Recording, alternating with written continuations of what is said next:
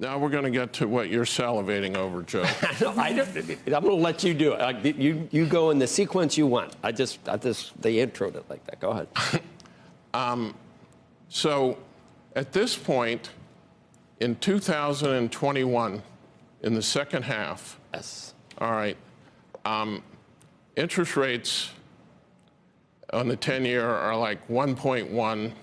On the 30-year, despite having been corrected in a tweet, and I was right to be corrected, it was not 70 basis points under the Biden administration. It was, let's use 1.1.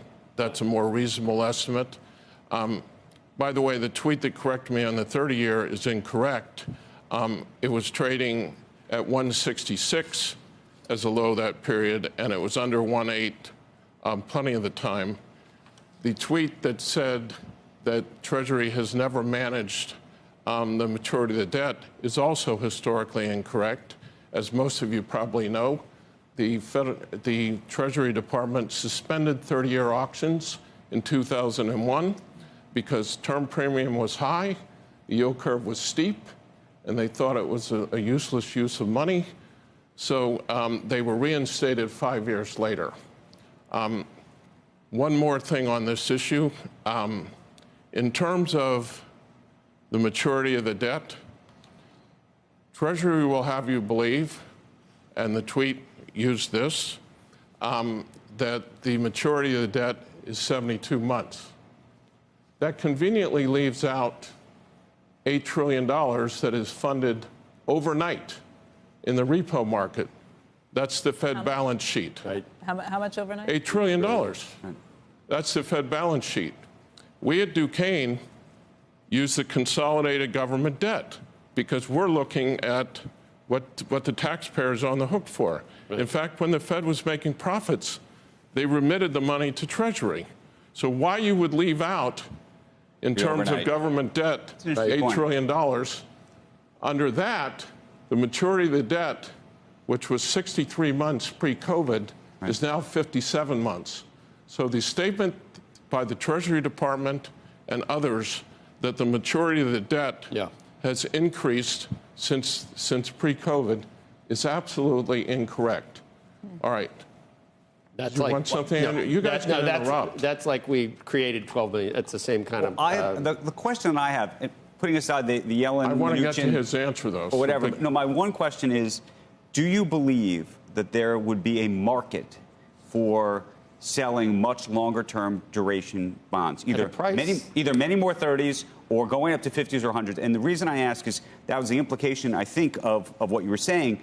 I made a bunch of calls yesterday, and I know then I started reading all these studies and other things that folks inside the Treasury Department, including under Mnuchin, looked at doing that 50-year. In fact, I looked and found an interview that Mnuchin had done with me at a DealBook thing years ago, where he wanted to do it, but then realized or thought that he couldn't do it because he didn't think that there was enough of a market and that it would actually it would sort of pervert the rest of the market otherwise. Currently, no. I think that market would be very challenged in the current environment. Don't forget, pre-COVID, we were spending 20%. The federal government was 20% of GDP in spending. Right. It's now 25% of GDP. As outlined in the Wall Street Journal editorial this morning, my father told me, if you're in the hole, stop digging, Stan. All right. So I was actually happy to see when the announcement, the support for Ukraine and Israel, $106 billion. And I was waiting to hear what the offset was going to be. Was it going to be entitlements? Where were the cuts going to be? And the next thing I knew, 2 days later, there was not only no offset, there was $56 trillion in emergency spending. I have kids, I have grandkids. Child care is not emergency spending. It's a priority that maybe should be on the table or not. But we are spending like drunken sailors. Okay, so do you agree with the House Republican plan, which puts forth spending for Israel but cuts it in the IRA through funding to the IRS? Is that an appropriate offset in your mind?